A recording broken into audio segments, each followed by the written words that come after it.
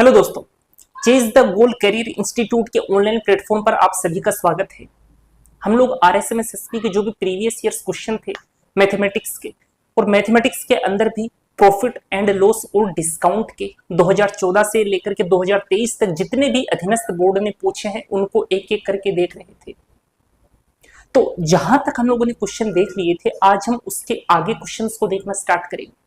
तो जो भी क्वेश्चन यहाँ पर बोर्ड पर आए उसको मेरे बताने से पहले एक बार आपको खुद को जरूर ट्राई करना है, ताकि आपकी क्वेश्चन से जो अंडरस्टैंडिंग है वो बहुत ही अच्छी बन सके। ठीक है दोस्तों, तो हम लोग एक एक करके क्वेश्चन स्टार्ट करते हैं। इस क्वेश्चन को देखो, ये पहला ही क्वेश्चन बेईमान दुकानदार से आ गया। अगर आपने बेईमान दुकानदार का कॉन्सेप्ट नहीं देखा है तो एक बार जाकर के आप बेईमान दुकानदार का कॉन्सेप्ट जरूर देखिए। मैंने बहुत ही डिटेल में और बहुत ही अच्छे तरीके से उसका एक पूरा वीडियो बना करके अपने चैनल के ऊपर डाल रखा है। आप वहां से बेईमान दुकानदार का कॉन्सेप्ट देखेंगे तो ये गारंटी है कि आप कभी भी इस प्रकार के क्वेश्चन में कभी कंफ्यूज नहीं होने वाले। अब देखो, क्वेश्चन में क्या कहा गया है कि एक बेईमान दुकानदार आलू को लागत मूल्य पर बेचने का दिखावा करता है। जो दुकानदार है वो कहता है कि यार मैं तो जितने का लाता हूं उतने का ही बेच देता हूं, लेकिन वो क्या करता है भाई, जितने का लाएगा उतने का ही बेच देगा, तो क्या तो खुद खाएगा और क्या अपने घर वालों को खिलाएगा। तो ऐसा तो पॉसिबल नहीं है कि जितने का ला रहा है उतने का ही बेच रहा है। ये बात तय है कि कहीं ना कहीं कुछ गड़बड़ वो करता है। तो उसने जो गड़बड़ की है वो क्वेश्चन के अंदर दे रखी है। क्या गड़बड़ की उसने, परंतु वह 1 किलोग्राम के स्थान पर 950 ग्राम तोलता है। भाई तोलना कितना था, 1 किलोग्राम। 1 किलोग्राम के अंदर तो 1000 ग्राम होते हैं, अपने को पता है जी। तोलना था 1000 ग्राम, तोल रहा है 950 ग्राम। तो इस जीरो से इस जीरो को काटो, इसको 5 से काट देते हैं तो आ गया 20। इसको 5 से काटोगे तो 5 कम 5 5 9 45। ठीक है, तो अब अपने पास रेशियो क्या आ गया, 20:19। अच्छा, ये 20:19 किसका रेशियो है, ये तो वेट का रेशियो है। ठीक है, और बेईमान दुकानदार पढ़ाते टाइम मैंने आपको एक चीज बताई थी कि वेट और प्राइस में एक रिलेशन होता है। क्या रिलेशन होता है कि जो वेट होता है वो आपका इनवर्सली प्रोपोर्शनल होता है प्राइस की। जो भी रेशियो वेट का होगा अगर मैं उसको पलटी मरवा दूं तो प्राइस का रेशियो आ जाएगा, या फिर जो भी रेशियो प्राइस का होगा उसको पलटी मरवा दूंगा तो वेट का रेशियो आ जाएगा। अब एक चीज मुझे बताओ, ये 20:19 है, ये तो वेट का रेशियो है, और वेट के रेशियो से हम ये नहीं बता सकते कि प्रॉफिट हुआ कि लॉस हुआ। वो तो आप तभी बता सकते हो जब अपने पास प्राइस का रेशियो हो। तो यहां से प्राइस का रेशियो निकालो, तो प्राइस का रेशियो तो तब आएगा जब आप वेट के रेशियो को उल्टा कर दोगे। वेट का रेशियो 20:19 है, तो प्राइस का रेशियो कितना आ जाएगा जी, 19:20। ठीक है, तो 19 से 20 कितने का लाभ हुआ, तो आप कहोगे कि 1 का लाभ हुआ। अच्छा, कितने के ऊपर हुआ, 19 के ऊपर हुआ, तो अपॉन के अंदर 19 बैठा दो। परसेंटेज में निकालना है तो 100 से मल्टीप्लाई कर दो। और इस तरह के फ्रैक्शन मैंने आपको डायरेक्ट परसेंटेज के अंदर याद करवाए थे, तो आपको डायरेक्ट याद है तो डायरेक्ट लिख दो ना आप, ये कितना आएगा 5.26%। ठीक है, तो ऐसा कोई ऑप्शन है क्या अपने पास, ऐसा ऑप्शन तो ऑप्शन नंबर 3 है। तो ऑप्शन नंबर 3 अपना आंसर हो जाएगा। देखो, ये जो फ्रैक्शन होते हैं ना, ये डायरेक्ट याद रखा करो। 1 से लेकर के 20 तक के सारे फ्रैक्शन मैंने आपको याद करवा रखे हैं परसेंटेज के अंदर। अगर आपको देखना है तो आप परसेंटेज का जो कॉन्सेप्ट लेक्चर है जो प्लेलिस्ट के अंदर मैंने डाल रखा है वहां पर जाकर उसको जरूर देखो। उसके बाद में आपको कभी भी परसेंटेज चैप्टर के अंदर कोई डाउट नहीं आएगा। और प्रॉफिट एंड लॉस का भी मैंने प्लेलिस्ट के अंदर डाल रखा है, वहां से आप प्रॉफिट एंड लॉस कवर कर सकते हो। कोई दिक्कत आपको नहीं आएगी, कोई पेड कोर्स आपको लेने की जरूरत ही नहीं है। ऐसे ही आप डिस्काउंट देख सकते हो और यहां से क्वेश्चन कर लो, बस उसके बाद में आपको एक्स्ट्रा कुछ करने की जरूरत ही नहीं है। ठीक है, तो अपना आंसर कितना आ गया, 5.26%, ऑप्शन नंबर 3। अगला क्वेश्चन देख, ये क्वेश्चन वापस बेईमान दुकानदार का आ गया। क्या कहा क्वेश्चन में, एक व्यापारी अपने माल पर 80% अधिक का अंकन करता है, जितने का लाता है उससे 80% मूल्य बढ़ाकर के वो अपने वस्तु पर टैग लगा देता है। वो अंकित मूल्य है, एमआरपी है। ठीक है, आगे उसने क्या कहा, और 25% की छूट देता है, और जितने का उसने टैग लगाया है उसके ऊपर 25% की छूट दे रहा है। यानी कि लेन देन तो एक ही चीज के ऊपर हो रहा है ना, जो भी अंकित मूल्य उसने लगाया है उसी के ऊपर वो डिस्काउंट दे रहा है, तो लेन देन एक ही चीज के ऊपर हो रहा है। तो मैंने आपको परसेंटेज चैप्टर पढ़ाते टाइम एक बात बताई थी कि जब भी लेन देन एक ही चीज के ऊपर हो वहां पर हम सक्सेसिव डिवीजन का यूज करते हैं। अगर आपको सक्सेसिव डिवीजन का कॉन्सेप्ट देखना है तो परसेंटेज के कॉन्सेप्ट लेक्चर में जाओ, वहां पर प्लेलिस्ट के अंदर मैंने पूरा का पूरा परसेंटेज पूरा डिटेल में पढ़ा रखा है। वहां से आपने परसेंटेज देख लिया, वहां से आपने प्रॉफिट एंड लॉस देख लिया, वहां से यदि आपने डिस्काउंट देख लिया, तो ये मान के चलो आपको इन चैप्टर्स के लिए तो कभी पेड कोर्स लेने की जरूरत ही नहीं है। सारे के सारे डाउट्स आपके वहां से क्लियर हो जाएंगे। और प्रैक्टिस करनी है तो यहां से प्रैक्टिस कर लो। वैसे मैंने वहां पर भी काफी सारे क्वेश्चन करवा रखे हैं। देखो, एक व्यापारी अपने माल पर 80% अधिक का अंकन करता है, तो 80% कितना होता है? 80% तो 4/5 होता है। 5 से 4 बढ़ाकर लिखा, यानी कितना लिख दिया जी? 9 लिख दिया, 5 से 9। और 25% की छूट देता है, तो 25% तो 1/4 होता है। तो 4 में लाता है और 3 में बेचता है। लाता क्या है? 4 से 3 का डिस्काउंट देता है ना, ठीक है, क्योंकि 25% की छूट देता है, ऐसा बोला उसने। इसके अलावा अपने माल बेचते समय वह 10% वजन कम देता है। 10% तो 1/10 होता। भाई 10 देना था, देता 9 है। तोलना तो 10 चाहिए था, 9 तोल रहा है। तो ये किसका रेशियो है? वेट का रेशियो है। अपने को तो प्रॉफिट या लॉस देखना है, तो ये तो तभी देख पाओगे जब अपने पास प्राइस का रेशियो। तो प्राइस का रेशियो, तो इस वेट के रेशियो को यदि मैं पलट के बिठा दूंगा तो प्राइस का रेशियो आ जाएगा। तो पलट के बिठाओ ना इसको, 9 से 10। ये किसका रेशियो हो गया? ये प्राइस का रेशियो हो गया। तो इस प्राइस के रेशियो को उठाओ और यहां पर बिठा दो, तो ये तो हो गया 9 से 10। ये लो जी, यहां पर ओवरऑल प्रॉफिट आएगा। तो उसने आगे क्या पूछा अपने से? व्यापारी का शुद्ध लाभ क्या है? जो कटने वाली चीजें हैं उनको काट दो। 5 से 2 पर कट गया, 2 दूनी 4, 3 त्रिका 9, और इस 3 से ये कट गया 3। तो क्या रेशियो आया? 2 से 3। ये रेशियो किसका है? ये प्रॉफिट का रेशियो है। तो 2 से 3 कितना ज्यादा? तो आप कहोगे कि 1 ज्यादा। कितने की तुलना में? 2 की तुलना में। क्योंकि परसेंटेज में निकालना है तो किससे मल्टीप्लाई करोगे? 100 से। इसको सोल्व करोगे तो कितना जाएगा? 50%। यानी कि जो व्यापारी है, जो बेईमान है, उसको कितने परसेंट का प्रॉफिट हो रहा है? उसको 50% का प्रॉफिट हो रहा है। ऑप्शन नंबर फर्स्ट आपका आंसर हो जाएगा। देखो, बेईमान दुकानदार के कॉन्सेप्ट के बहुत सारे क्वेश्चन जो है ना, वो डिफरेंट डिफरेंट एग्जाम्स में पूछे जाते हैं। राजस्थान की कोई सी भी एग्जाम दे लो, चाहे आप रेलवे की एग्जाम दे लो, चाहे एसएससी की एग्जाम दे लो, चाहे किसी स्टेट पीसीएस की एग्जाम दे लो, चाहे आरएएस की एग्जाम दे लो, चाहे आईएएस की एग्जाम दे लो, इस कॉन्सेप्ट का क्वेश्चन तो आपको डेफिनेटली देखने को मिल जाएगा। ठीक है, अगला क्वेश्चन देखना। अच्छा, इस क्वेश्चन में क्या कहा गया है? ये ग्राम सेवक 2019 में पूछा गया क्वेश्चन है। 2 वस्तुएं समान विक्रय मूल्य पर बेची गई। एक वस्तु का 10% का लाभ और दूसरी पर 10% की हानि हुई। अच्छा, 2 वस्तु जो है समान विक्रय मूल्य पर बेची गई, यानी कि दोनों का जो एसपी है ना, दोनों का एसपी इक्वल है। एक वस्तु का 10%, एक वस्तु पर तो 10% का प्रॉफिट होता है और दूसरी पर 10% का लॉस होता है। उनके क्रय मूल्यों में अंतर किस संख्या के गुणांक में होगा? 4 ऑप्शन दिए गए। देखो, वस्तुएं कितनी हैं? 2। तो इधर तो लिख देता हूं फर्स्ट वस्तु। एग्जाम में लिखना नहीं है अपने को, एग्जाम में डायरेक्ट रेशियोज लिखने और निकाल देना है। ये तो मैं इसलिए लिखता हूं ताकि समझ में आ जाए। सेकंड वस्तु, ये तो है सीपी। इधर बात करेंगे एसपी की, इधर बात करेंगे सीपी की, इधर बात करेंगे एसपी की। उसने क्या कहा? एक वस्तु का 10% का लाभ, 10% तो 1/10 होता है, यानी सीपी तो 10 है, बेचा कितने में? 11 में। सेकंड वस्तु के लिए क्या बोला? 10% की हानि, तो 10 से 9। ठीक है, उसने क्या कहा है कि दोनों का क्या इक्वल है? दोनों का सीपी इक्वल एसपी इक्वल है, ऐसा ही तो बोला है। देखो, 2 वस्तुएं समान विक्रय मूल्य पर बेची गई, यानी दोनों का एसपी इक्वल है।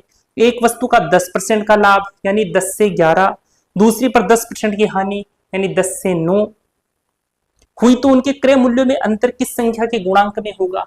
तो एसपी इक्वल करो, जैसा कि क्वेश्चन में कहा गया है। तो एसपी इक्वल करने के लिए इसको मल्टीप्लाई कर दो जी आप 9 से, और इसको मल्टीप्लाई कर दो आप 11 से, एसपी इक्वल हो जाएगा। चलो इसको मल्टीप्लाई करते हैं 9 से, तो ये हो गया 90। ये हो गया 99, ये हो गया 110 और ये हो गया 99, 99। ठीक है, देखो एसपी इक्वल हो गया ना, जैसा उसने सवाल में कहा वैसा हमने सॉल्यूशन में कर दिया, एसपी इक्वल है। ठीक है, अच्छा टोटल सीपी कितना है इनका, टोटल सीपी, अच्छा पूछा क्या उसने क्वेश्चन में, उनके क्रय मूल्यों में अंतर किस संख्या के गुणांक में होगा। अच्छा क्रय मूल्यों में अंतर पूछा है कि किस संख्या के गुणांक में होगा, तो यहाँ पर तो क्रय मूल्य 90 है, यहाँ क्रय मूल्य 110 है। अच्छा दोनों के बीच में डिफरेंस कितने का है, तो आप कहोगे कि सर डिफरेंस तो इनके अंदर 20 का है, तो 20 के मल्टीपल के रूप में इनके बीच में डिफरेंस है। तो उसमें क्या पूछा है, उनके क्रय मूल्यों में अंतर किस संख्या के गुणांक में होगा, तो 20 के मल्टीपल में होगा ना, तो ऐसा ऑप्शन है क्या कोई, ऑप्शन नंबर सेकंड आपका आंसर हो जाएगा। ठीक है, देखो सिंपल क्वेश्चन था, कुछ नहीं था क्वेश्चन। अगला क्वेश्चन देखना, ये क्वेश्चन पटवार मेंस में पूछा गया है कि एक व्यक्ति अपने धन की 20% राशि से वंचित हो जाता है। अच्छा मान लो उसके पास धनराशि कितनी थी, 100 थी, उसके 20% से वंचित हो जाता है तो उसके पास कितनी धनराशि रहेगी, 80 रहेगी। शेष राशि में से 25% खर्च करने के पश्चात, इसमें से 25% खर्च कर देगा तो इसका 25% निकालो, इसका आधा करोगे तो आएगा 50%, इसका आधा कितना होगा 40, उस 40 का आधा करोगे तो आएगा 20, तो 80 का 25% कितना हो गया, 20 हो गया। तो 20 तो उसने खर्च कर दिया तो बच गया कितना 60, 60 और 20 कितना होगा 80। ठीक 25% खर्च करने के पश्चात उसके पास 480 रुपए बचते हैं, वो बोलता है 480 रुपए बचते हैं, अरे अपने अकॉर्डिंग तो 60 बचते हैं, पागल बना रहे ना वो पागल ही बना, वो पागल नहीं बना रहा, यानी ये 60 कहीं ना कहीं किसके बराबर है, 480 के बराबर है, तो 480 के बराबर कौन है जी, 60 है। भाई अपने अकॉर्डिंग तो 60 है, उसके अकॉर्डिंग 480 है, यानी कि 60 किसके बराबर हो गया, 480 के। वैल्यू उसने किस चीज की पूछी है, उसके पास मूलतः कितनी धनराशि थी, यानी उसने तो 100 की वैल्यू पूछी है, तो जिसकी वैल्यू पूछी जाती है उससे हमेशा मल्टीप्लाई कर देते हैं। 20 या 60, 20 पंजे 100, ये कट गया 160 पर, और 16 पंजे 80 और एक जीरो आ गई, तो उसके पास 800 रुपए थे। तो ऐसा ऑप्शन है क्या कोई, ऑप्शन नंबर 4 आपका आंसर हो जाएगा। ठीक, अगला क्वेश्चन देखना, ये सारे के सारे क्वेश्चन बहुत ही बेसिक क्वेश्चन, जो कि पटवारी मेंस में पूछा गया था, सिंपल सिंपल क्वेश्चन है। अगला क्वेश्चन देख, इस क्वेश्चन में क्या पूछा गया है कि एक साइकिल 1800 रुपए में खरीद कर 12% लाभ पर बेची गई, तो उसका विक्रय मूल्य क्या है। चलो 1800 में खरीदी गई और बेची कितने में गई है, 12% के लाभ पर, तो 1800 तो क्या है सीपी, तो मैंने क्या कहा था, दी गई चीज को नीचे रखो, पूछी गई चीज को ऊपर रखो, यानी कि 100 की वैल्यू अपने को दी गई तो 100 को नीचे बैठाओ, और कितने परसेंट लाभ पूछा है, 12% के लाभ पर बेची गई, तो 112 को ऊपर बैठा दो, बस इसको सोल्व कर दो, आंसर आ जाएगा। इन 2 जीरो से ये 2 जीरो कैंसिल हो गए, 18 दूनी 36 का 6, हासिल आया 3, 18 कम 18, 18 और 3 21 का 1, हासिल आया 2, 18 कम 18, 18 और 2 20, यानी कि 2016 क्या है उसका एसपी है, इतने पर उसको बेचना होगा, तो ऑप्शन नंबर सेकंड आपका आंसर हो जाएगा। ठीक है, अगला क्वेश्चन देखना, ये क्वेश्चन देखो सेम वैसा का वैसा ही क्वेश्चन है कि 329 रुपए में एक वस्तु को बेचने पर एक डीलर को 6% की हानि हुई, तो वस्तु का क्रय मूल्य क्या होगा। अपने को इस बार एसपी दे दिया कितना 329, और उसने क्या कहा 6% की हानि हुई, तो 100 में से 6 को घटाओगे तो आएगा 94। उसने एसपी दिया था तो एसपी को हमने नीचे रख लिया, उसने पूछा क्या है सीपी, तो सीपी तो हम 100 मानते हैं, तो 100 को ऊपर बिठाओ, जो दिया गया है उसको नीचे रखना है, जो पूछा गया है उसको ऊपर रखना है। ये कॉन्सेप्ट मैं आपको बहुत तरीके से प्रॉफिट एंड लॉस में भी बताया, परसेंटेज में भी बताया। देखो तो वस्तु का क्रय मूल्य क्या होगा, उसने वस्तु का क्रय मूल्य पूछा है, तो इसको काटते हैं, देखो थोड़ा छोटा कर लेते हैं काट के, 2 चौके 8, 2 सत्ते 14, और ये आ गया 50। अब इसको 47 से काटेंगे तो इसको 7 से मल्टीप्लाई करेंगे तो यूनिट डिजिट पर 9 आएगा, जो यहाँ पर है, तो इससे ये कटेगा 7 पर, तो 7 पंजे 35, तो कितना आ गया 350, उसका सीपी क्या होगा 350 होगा। देखो कितना सिंपल सवाल था। अगला सवाल देखना, ये सवाल वीडियो मेंस में पूछा गया है 2022 में एक दुकानदार एक साइकिल को अंकित मूल्य को क्रय मूल्य से 10% बढ़ाकर लिखता है। वह पुनः किसी ग्राहक को अंकित मूल्य पर 10% की छूट देता है तो दुकानदार द्वारा साइकिल बेचने पर उसको लाभ होगा, हानि होगी, क्या होगा, ऐसा पूछा उसने। अंकित मूल्य को क्रय मूल्य से 10% बढ़ाकर अंकित करता है। मान लो सीपी तो क्या है, 100 है, और जो एमपी है, मार्किंग प्राइस है, उसको इससे 10% बढ़ाकर अंकित करता है तो मार्किंग प्राइस कितनी है, 110 है। एमआरपी बोल दो, चाहे मार्किंग प्राइस बोल दो, चाहे आप अंकित मूल्य बोल दो, चाहे खुदरा मूल्य बोल दो, चाहे सूची मूल्य बोल दो, चाहे बाजार मूल्य बोल दो, चाहे छपा मूल्य बोल दो, कुछ भी बोल दो, सारे के सारे स्टेटमेंट जो है, सारे के सारे वर्ड जो है वो एमआरपी के ही होते हैं। और डिफरेंट डिफरेंट क्वेश्चंस में कई बार डिफरेंट डिफरेंट वर्ड्स की यूज करता है, इसलिए मैंने आपको इतने सारे नाम बता दिए एमआरपी के। अब उसने क्या कहा, वह पुनः किसी ग्राहक को अंकित मूल्य पर 10% की छूट देता है। इसका 10% निकालोगे तो 11 आ जाएगा, 110 में से 11 को घटाओगे तो 99 आ जाएगा। उसने क्या पूछा है, तो दुकानदार द्वारा साइकिल बेचने पर उसको इतने पर वो बेचता है, इतने पर वो लाता है, तो साफ साफ दिख रहा है कि 1% का क्या हो रहा है, उसको लॉस हो रहा है। तो उसने क्या पूछा है, बेचने पर उसको क्या होगा, तो उसको तो हानि होगी।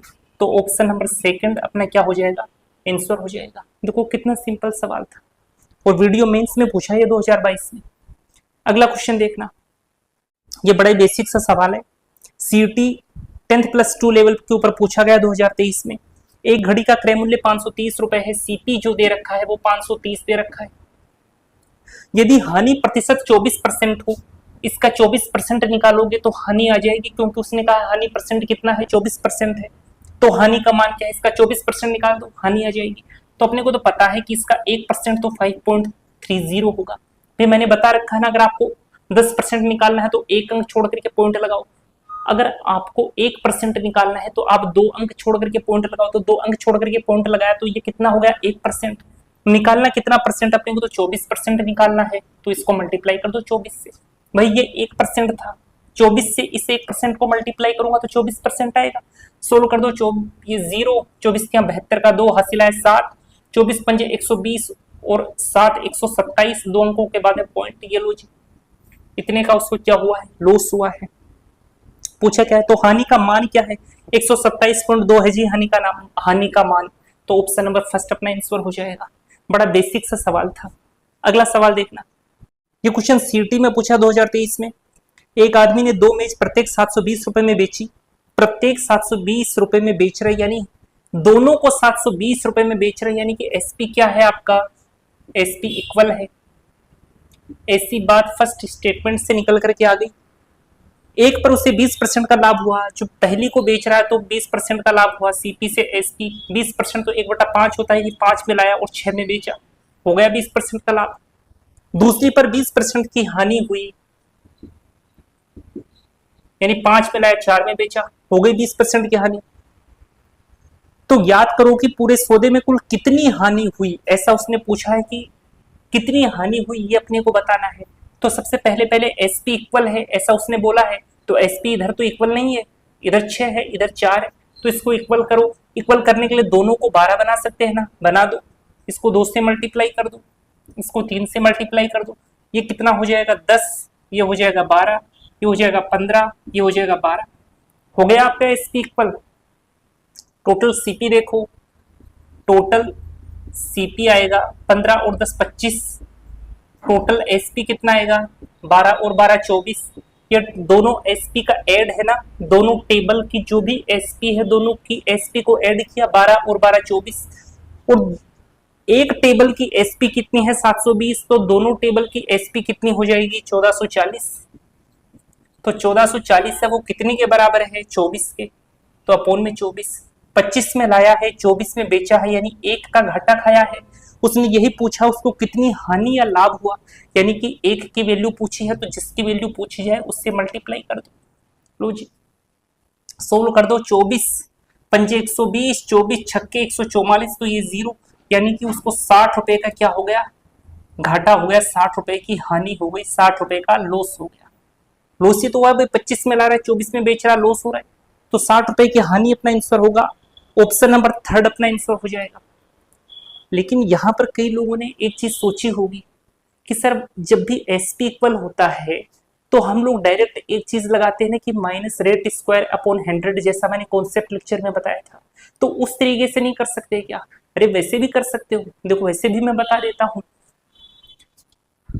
वैसे भी बताएंगे, बताएंगे क्यों नहीं। देखो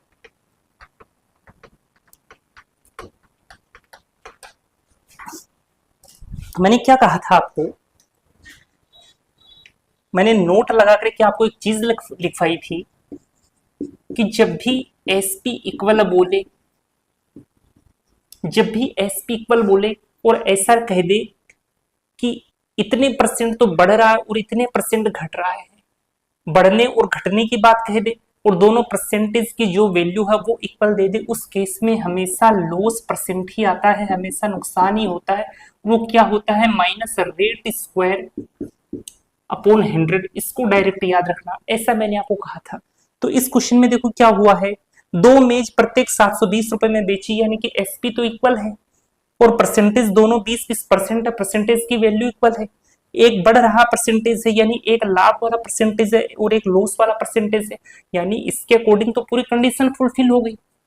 तो फिर यहां से भी निकाल सकते हो। और ये तो ये कहता है कि ऐसी कंडीशन होने पर हमेशा लॉस होता है, तो ऐसे ऑप्शन देखो ना जिसमें लॉस हो रहा है, तो ऑप्शन सेकंड और ऑप्शन थर्ड में तो लॉस हो रहा है। ऑप्शन फर्स्ट में लॉस नहीं हो रहा, प्रॉफिट हो रहा, तो ऑप्शन फर्स्ट आंसर नहीं हो सकता। ऑप्शन फोर्थ में लिख रखा ना हानि ना लाभ, यानी ये भी आंसर नहीं हो सकता। तो या तो ऑप्शन सेकंड अपना आंसर होगा या ऑप्शन थर्ड अपना आंसर होगा। तो चेक कर लेते हैं। देखो 20% है, 20% की वैल्यू यहाँ रखोगे तो 20 का स्क्वायर तो 400 होता है।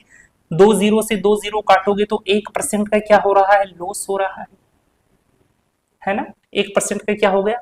लॉस हो गया। अभी मैंने क्या किया देखो, 1% का नहीं सॉरी 4% का लॉस हो रहा है, क्योंकि 20 का स्क्वायर करोगे तो कितना आएगा? 400। तो माइनस 400 अपॉन 100, इन दो जीरो से इन दो जीरो का कल्याण हो गया, तो 4% का लॉस हो गया ना। ये निगेटिव का साइन हमेशा लॉस को बताता है, ठीक है। तो उसको 4% का क्या हो रहा है? लॉस हो रहा है। जो 4% है वो तो 1/25 होता है, तो 25 तो सीपी है और लॉस हो रहा है, तो 24 क्या हो गया? एसपी। ये तो एसपी है और ये सीपी है, ऐसी बात हो गई। अब ये दोनों टेबल का कंबाइंड एसपी आया है अपने पास, तो दोनों टेबल का कंबाइंड एसपी क्वेश्चन के अकॉर्डिंग कितना होगा? 1440 से तो होगा 1440 अपॉन यहाँ पर लॉस कितने का हो रहा है? 1 का, यानी 1 की वैल्यू पूछी है, तो 1440 बराबर किसके है? 24 के। वैल्यू बतानी है 1 की, मल्टीप्लाई कर दिया 1 से, इसको काटोगे तो कितना आएगा? 60, यानी 60 रुपए की क्या हो रही है? हानि हो रही है। ऐसे कर लो, ठीक है। ये नोट वाली चीज आप ध्यान में रखना, ये आपको कई जगह बहुत फटाक से आंसर दे देगी, ठीक है। तो ऐसे भी आप कर सकते हो, चाहो तो आप ऐसे भी कर सकते हो, कोई सा भी तरीका लगा सकते हो। चलो अगला क्वेश्चन देख। हाँ, एक व्यक्ति 10 रुपए की 11 पेन की दर से पेन खरीदता है तथा इन्हें 11 रुपए के 10 पेन की दर से बेचता है, उसका लाभ प्रतिशत क्या है? सीईटी में पूछा है। तो मैंने इस टाइप का क्वेश्चन जब आपको डिस्काउंट में करवाया था, तो वहां पर मैंने डिस्काउंट नहीं सॉरी प्रॉफिट एंड लॉस में करवाया था, तो वहां पर मैंने एक चीज बताई थी कि इस प्रकार के क्वेश्चन को करने के दो तरीके होते हैं। एक तरीका होता है तीर चलाओ, मैंने एक मंत्र बोला था तीर चलाओ, लेकिन क्वांटिटी की तरफ से, लेकिन क्वांटिटी की तरफ से, ऐसा बोला था ना मैंने कि तीर चला लिया करो लेकिन क्वांटिटी की तरफ से। और वहां पर मैंने आपको एक चीज और बोली थी कि ये जो मंत्र है ये उसी केस में काम करेगा जब इस क्वेश्चन का स्टेटमेंट ठीक ऐसा ही हो जैसा इस क्वेश्चन में कहा गया है।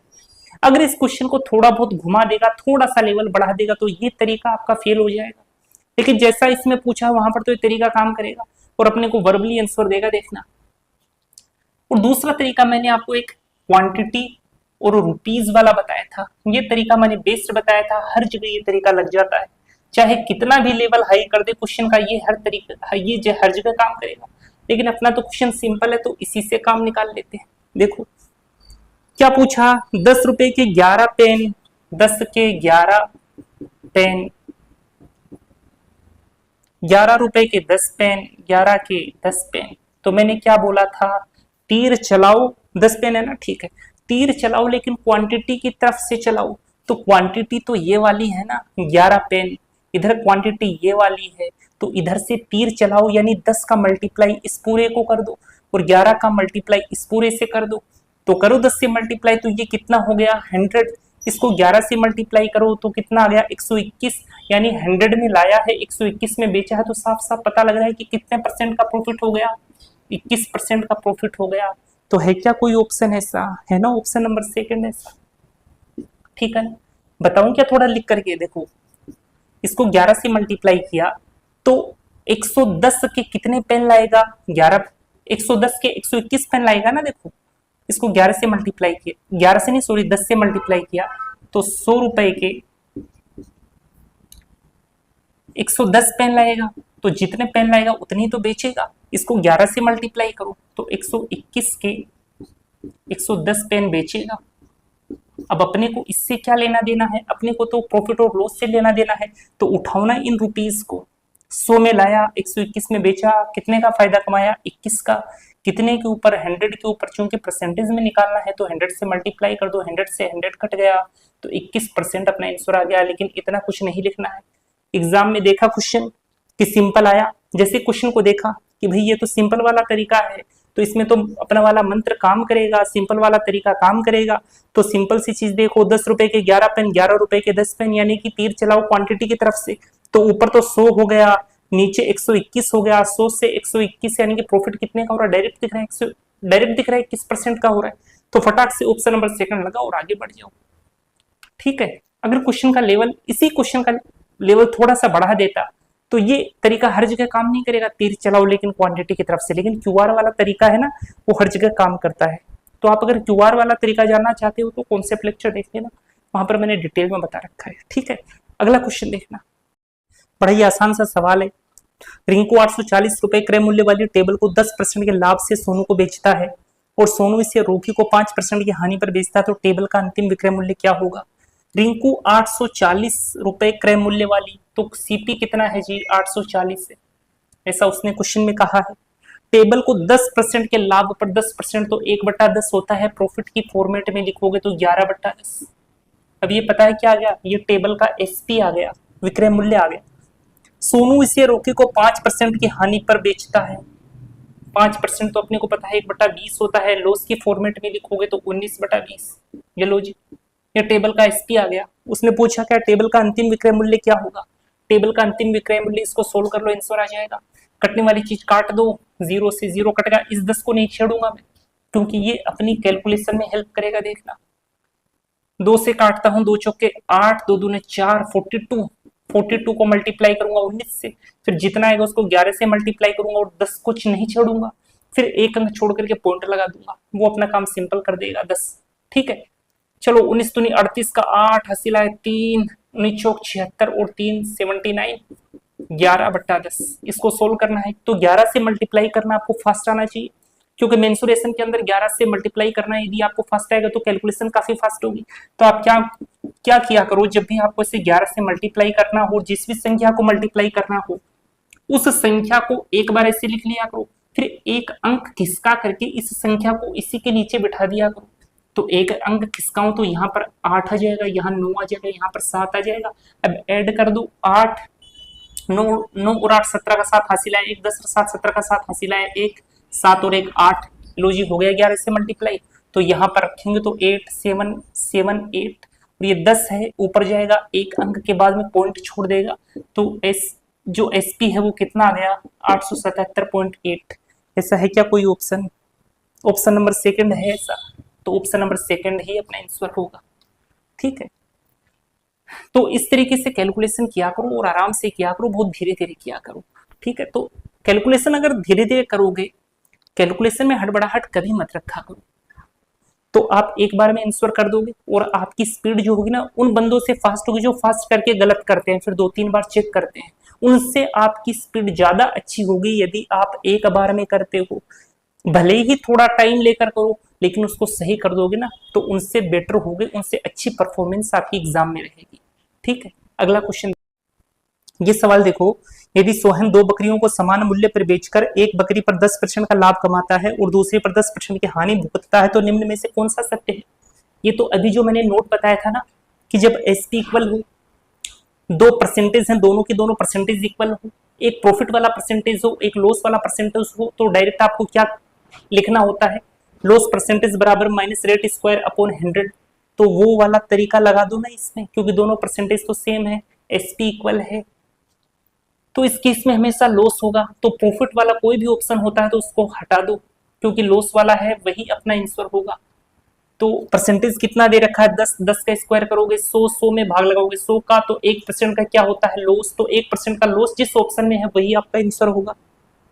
तो ऑप्शन नंबर 4 में दे रखा है, उसे 1% की हानि होती है, लिखने की जरूरत है नहीं, लेकिन मैं बता देता हूं। देखो मैंने क्या यूज किया, मैंने यूज किया लॉस परसेंटेज बराबर माइनस रेट स्क्वायर अपॉन 100, इसी का मैंने यूज किया है।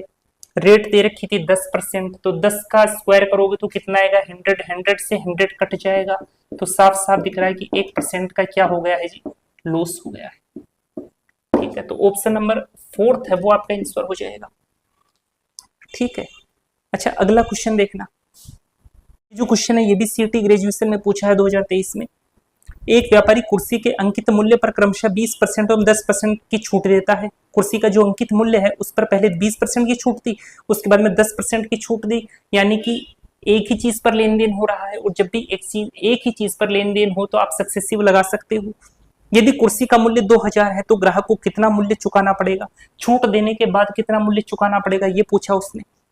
तो पहला डिस्काउंट है 20%, यानी कि 5 से 4। 20% क्या होता है? 1/5 होता है। एक छोड़ दिया तो 5 में लाया, 4 में बेचा, यानी कि 5 का टैग लगाया और 4 में बेचा। ये अंकित मूल्य को बताता है, ये सेलिंग प्राइस को बताता है। एवं 10% की छूट देता है, यानी 10 से 9। 10% तो 1/10 होता है। 10 का मार्क लगाया, 1 की कमी करके कितने में बेचा? 9 में बेचा। चलो इसको सोल्व करो। 2 पंजे 10, 2 दूनी 4, 5 25 और 9 दूनी 18।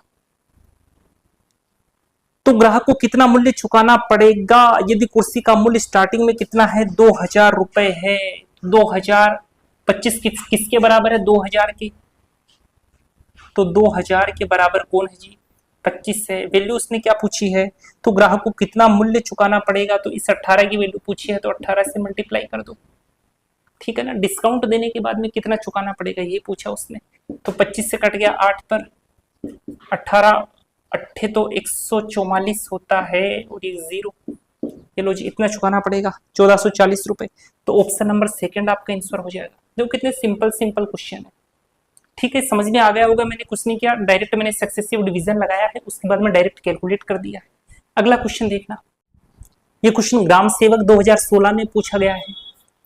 यदि किसी वस्तु का लागत मूल्य उस पर अंकित खुदरा मूल्य का, देखो यहाँ पर अंकित मूल्य को खुदरा मूल्य बोल दिया उसने।